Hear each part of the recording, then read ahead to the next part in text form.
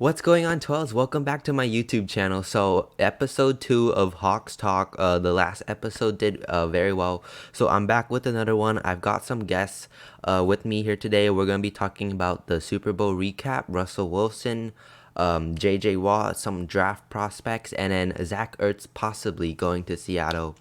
And before we start our episode, I want to welcome in my guest today, Mckenzie Shin. Thank you for coming on, Mckenzie. What's up? So, for No those of you problem. that don't know Mackenzie, I'm gonna give Mackenzie a quick second to introduce himself to you guys. Go ahead, Mackenzie. Hi, my name is Kenzie Shin. As you already know, I'm in ninth grade right now, and I'm not a Seahawks fan apparently. I actually go for the Rams. So go Rams. Yeah, so Mackenzie's actually not a Seahawks fan, but he actually knows a lot about the Seahawks. So, going into our first topic for today's episode, we've got Super Bowl 55, where the Tampa Bay Buccaneers absolutely annihilated the Kansas City Chiefs. Patrick Mahomes got the Tampa Bay Buccaneers defense dominated against Patrick Mahomes. Thoughts on the Buccaneers' performance, Mackenzie?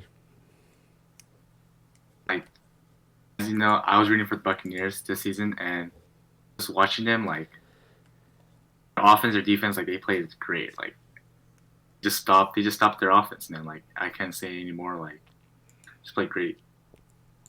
Yeah, I think it's fair to say that okay, that game going into it, I thought it was gonna be a close game coming down to the wire, and then the next thing you know, the Yeah, Buccaneers just completely like led the way the entire game. They held the Kansas City Chiefs to 0 touchdowns.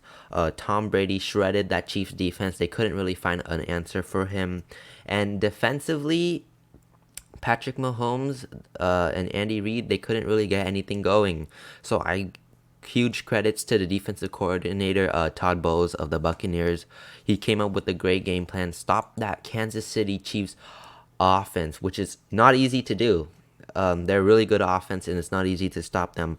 So I give huge credits to the Buccaneers for being able to do that. Now I have a question for you, yeah. Mackenzie. I'm looking in the media, right? And then I hear, oh, the referees cheated. Tom Brady paid the refs again.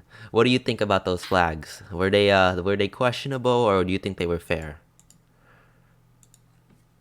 So like, in all honest, like I don't think they're whatever you say like flags like oh he's cheating like everyone's just mad because like he's just a winner, man. Like he wins, that's what he does. But like there's like a few calls like I would say like oh maybe it's like a little iffy, but like even though like by the half it was what like 21-9, Yeah. like that was already game. Like I'm sorry, but like you can't come back from that.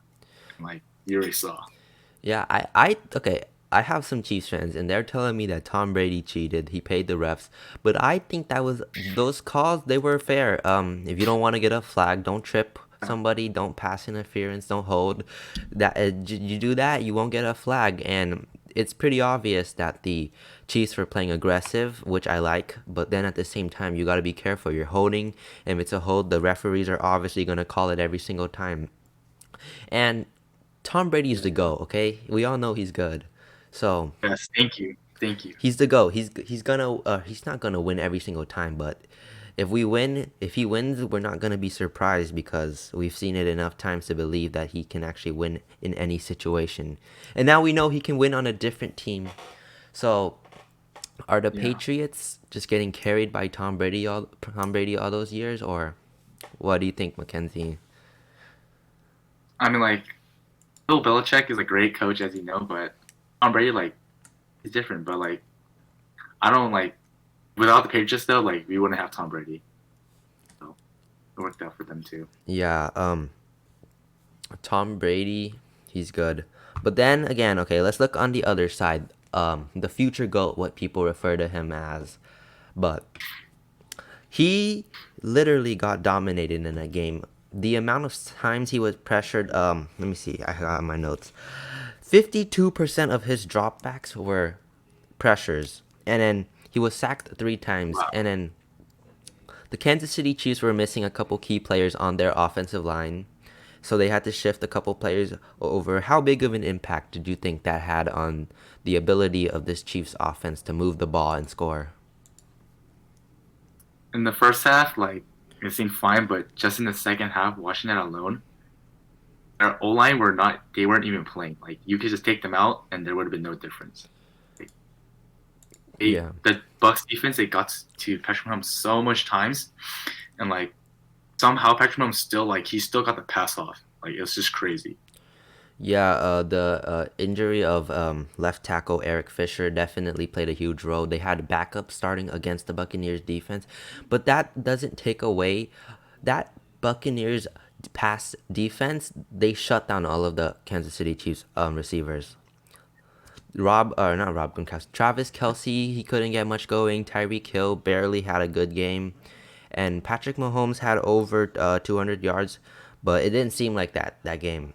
He's just getting pressured continuously, and I do think that the absences on the offensive line played a huge role, because okay, we're gonna talk about this topic later, but Russell Wilson, he's been complaining about his offensive line, right? Patrick Mahomes got Yeah. a feel of what Russell Wilson has been feeling. So yeah, you can't really do much if you're getting pressured all the time. But that leaves us to a good segue for our next topic, which is Russell Wilson being frustrated. So the reports came out by Ian Rappaport, and let me read this tweet right now. It says, teams have reached out to Seahawks about trading for Russell Wilson. Seattle not interested. And then that's like okay, right? But then it doesn't help. Followed by that, a sports reporter I don't really like a lot, Jason LaConfora. He comes out saying, I'm hearing Russell Wilson's camp has grown increasingly frustrated by the Seahawks' inability to protect the 8-time Pro Bowler. He has been sacked 394 times in 9 seasons. This situation warrants serious monitoring. So, do you blame Russell Wilson for being frustrated with his offensive line's ability to protect him, Mckenzie? No, I definitely don't. Like the O line is definitely their main job is just to protect the QB, and just watching those games, you can tell they need to upgrade on that because he's getting sacked so much times, and I definitely understand him. Yeah, I would be frustrated too if I was him. Yeah, I agree with you on every aspect. Russell Wilson has the right to be frustrated. I mean, but also at the same time, who doesn't want a good offensive line? Like, who likes getting sacked? Okay, so it's Yeah. obvious that he's gonna be frustrated, but it sucks that he had to go out in the media, call his teammates out, call his team out in front of the whole world to see. And I don't think that helps the situation in Seattle with Russell Wilson and the Seahawks. But Yeah, definitely. if I'm one of the offensive linemen, Dwayne Brown, Brandon Shell, I wouldn't be happy if my quarterback's going out in the media and calling me out or calling my teammates out. So, do you think it creates conflict in that locker room for the Seahawks? But yeah, definitely. Already you can see in the playoffs, him and DK Metcalf, they have some arguments too. You just mix in just more players on your team, that's definitely gonna mess up some chemistry issues. Either you guys have to work it out, or someone's gonna leave, or someone's gonna get traded for sure. They need to fix that chemistry. They need to fix on those things. Yeah, and I'm pretty sure the Seahawks know they need a better offensive line, okay? It doesn't take a genius to figure out after seeing all those games that they need a better offensive line. And then I'm hearing talks Russell Wilson trading to the Jets. Do you think those are real rumors, or do you think they're just some false news that are never going to happen? I mean, Gary said, the Seahawks are not looking to trade him, and he has a no trade clause, I believe. Yeah. And either ways, if you trade him this year, you get a huge cap hit. I believe. Yeah, you actually lose So, money if you trade him. yeah, you lose money. Yeah. So there's no point of trading him. Why would you trade him? You get no benefits of that, honestly. Yeah, the Seahawks I'm pretty sure they have complete trust in him. And the reason I know that is because they literally, a couple years ago, they gave him a 4-year contract, made him the highest paid quarterback in the league. That's until Patrick Mahomes came along. But he was the highest paid quarterback in the league at one point. And I don't think a team pays that quarterback that kind of money if they don't believe in him. So I don't think I'm going to worry about Russell Wilson leaving Seattle. The Jets can go say goodbye to Russell Wilson coming to them. But yeah, Russell Wilson, he's not coming to the New York Jets anytime soon. Maybe next year in the future, but not this year. But let's talk about someone who possibly might actually come to Seattle, and that is Jj Watt, released by the Houston Texans. He was pretty dominant there his first couple of years. Slowed down a little bit, not been to that level he was really good at. So, should the Seahawks go after Jj Watt, Mckenzie? I think yeah, they should. Like their defense is, like I keep saying, like their defense is something they need to definitely upgrade on, and just JJ Watt being there will definitely like make them better for sure. Yeah, the Seahawks might not actually get Jj Watt this offseason because their cap space is pretty limited, but I think that they would do themselves really bad if they didn't at least try to get Jj Watt, maybe on a good deal. They can try to clear up some cap space. One way to cut Carlos Dunlap, that would take his $14.1 million cap hit out of the door. They probably won't get Jj Watt, but can we both agree that the Seahawks should definitely try to get Jj Watt? Yeah, they should definitely, no matter what, like just shoot your shot. Just gotta try. Especially because that defensive line needs some upgrade. The start of last season was horrible. All right, so moving on to our next topic. Coming up pretty soon is the 2021 NFL Draft. And the Seahawks have very limited picks this offseason. So their current picks are in the second round, they have the 56th, the 119th in the fourth, and in the fifth, they got the 150th pick. And in the sixth round, they've got the 182nd pick. So what are some key positions you think that the Seahawks should focus coming into this draft? This draft, like, I don't know much about this draft class because I don't look that much in college football right now, but definitely they need to work on the O line or the D line. Does anything the defense or O line, any of those positions, like you should definitely look out for those players. Yeah, both sides of the ball need major renovations. Cornerback, they need to look for a talented young cornerback, especially if Shaquille Griffin and Quentin Dunbar are going to leave in free agency, which I saw a report today that Richard Sherman is going to be leaving the 49ers and joining another team. Hopefully it's not the Rams, because I would hate to see Richard Sherman go to an NFC West team. And if he does go to an NFC West team, it should be Seattle. It would make Russell Wilson a lot happier to have an old teammate back. But anyway, continuing with the draft. Anyways, offensive tackle, offensive guard is another position I think the Seahawks should focus on. They need to build a better line, and Russell Wilson is frustrated with it, which is exactly why they need to focus on it. Running back is another position, especially since Chris Carson and Carlos Hyde are probably going to be leaving the Seahawks after the season. So they need to look for someone in the draft at the running back position. And then lastly, the defensive line. They got to build a better defensive line, a more powerful, dangerous one that can actually get pressure on the quarterback. So those are my positions that the Seahawks should focus on in this draft. Do you disagree or agree? I definitely agree with you, especially on the running back part, because you're gonna need something with that, especially without Carlos Hyde or Chris Carson, because those two are talented running backs. Yeah. Any prospects you have in mind? No, not really. Not really? Okay. Well, I'll list my prospects then. At cornerback, I have Elijah Molden out of Washington. He fits well with the Seahawks. From around that area, staying at Washington. So coming into Seattle would be a little short move for him. And also, he's a really good cornerback too. From offensive guard, I got Sedarius Hutchinson from South Carolina. I think he would fit well on that offensive line for the Seahawks, and that offensive guard position they really need. Some more offensive line men: Spence Brown from Northern Iowa and Alex Leatherwood from Alabama. And Alex Leatherwood would actually fit super well with the Seahawks. I think he plays great with that system. He did great job. He did a great job at Alabama, and if the Seahawks can land him, that would be cool if he's not taken beforehand.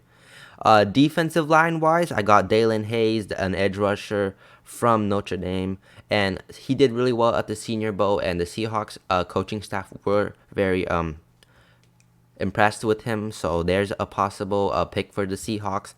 And then Najee Harris from Alabama.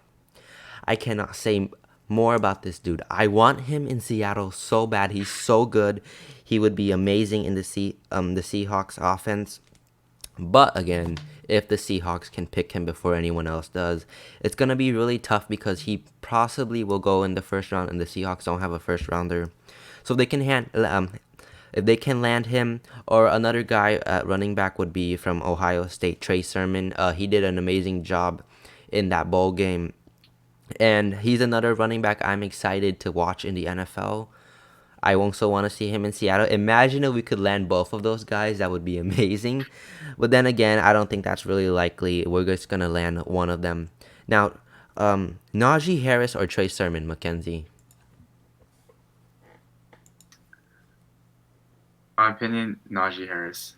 I think he's just more talented and already like he's a higher prospect in my opinion. Yeah, I agree. If I was picking between these two, I would take Najee Harris over Trey Sermon any day. But that doesn't mean that Trey Sermon's a bad running back. He's a really good running back, and any team would be lucky to have him. And then moving on to our next topic, Zack Ertz. There's trade talks of Zack Ertz going to another team. He's from the Eagles currently. What are your opinions on Zack Ertz to Seattle? He's currently a 3-time Pro Bowler. He set Eagles franchise record for most receptions in a game and most receptions in a season. So how do you feel about the possibility of Zack Ertz coming to Seattle? I mean, obviously they need a new tight end since Greg Olsen's gonna retire for the Seahawks, and I didn't get to watch him this year since he's suffering with injuries and stuff. Yeah. But I know that he's a good tight end. He's a decent tight end, and like definitely, Seahawks should definitely just try to trade him because they need a tight end for sure. Yeah, they definitely do need a tight end, especially Greg Olsen, like you said, he's gonna be gone. And then Jacob Hollister is also a free agent. If they don't sign him, they need a better tight end. And I feel like Zack Ertz would be an upgrade from those two anyways. He would play a huge role in this offense. And the Seahawks haven't really had a really good tight end ever since Zach Miller or Jimmy Graham. So I definitely think that I would love this trade. It'll give Russell Wilson more weapons, and at the same time, the Seahawks can, who knows, build up a really strong offense. Maybe the best offense in the NFL. Let's see what Shane Waldron can do. And why are you laughing? Or you think the Rams are gonna be the best offense next season or something? No, but they're definitely not the best offense in the NFL. I'm sorry, I can't give you that. Oh, okay, I agree with you, okay? I'm just hoping, okay? It's okay to hope and dream, right? But Yeah, anyways, but while Mackenzie's sorry, here but and nothing to the Chiefs. while Mackenzie's here, I know we talked about this in the last episode, but how do you think that Rams offense is gonna fare out this season? Like as you know, as a Rams fan, like I gotta trust in my offense, and Matthew Stafford is definitely an upgrade from Jared Goff. I cannot say this enough. Jared Goff is not a good QB. He's not a great passer. He's not mobile. Matthew Stafford is just a older and better version of Jared Goff, in my opinion. Yeah, I definitely do think Jared Goff is a downgrade, or was a downgrade from Matthew Stafford. So they did a good job by bringing him in. But then at the same time, Jared Goff brought you guys to the Super Bowl, didn't he? Or was that just that Rams offense that was too good, or defense? I don't know, like okay, like yeah, he did pretty good that season, but it was the Rams defense was great too. Obviously, and we had a Todd Gurley too, who took us there. Yeah, whatever the Rams offense does, I sure hope they fail as a Seahawks fan, okay? I'm sick and tired of losing Okay, to them every single year. I need them to start losing more. Be like the old days. nah, Um, bruh. we're about to wrap up this episode, but I just want to go into this. I peeked into it a little earlier. Do you think Richard Sherman should go to Seattle? Oh yeah, definitely. Like he or the Seahawks should definitely like look into just acquire him because obviously they need upgrade the cornerback position and the defense just in general. But like you said, like having Richard Sherman will definitely like make Russell Wilson like happier because they like play together and that'll just make that chemistry issue a little bit better for him. Yeah, it feels like every move the Seahawks are gonna make is gonna have to satisfy Russell Wilson's need this offseason Yeah. because something's not working out, and if we don't meet his standards, he might leave soon. But yeah, Russell Wilson and Richard Sherman reunion in Seattle, even though they play on opposite sides of the ball, that would be pretty cool to see. And I just want to see Richard Sherman in the Seahawks uniform again. He looks ugly in that 49ers uniform. It sucks. But yeah, Russell Wilson, um, he's gonna get his way a lot this offseason, I'm pretty sure. And that's it for this episode. Anything else to add on, Mackenzie? Go Rams. Oh, no, no, no. Go Seahawks. That's it for this episode. I'm not even going to let you say a single more word. But that's it for this episode. Thank you so much for watching. Make sure to like, share, comment, and subscribe. That's episode 2 of Hawks Talk. And as always, go Hawks.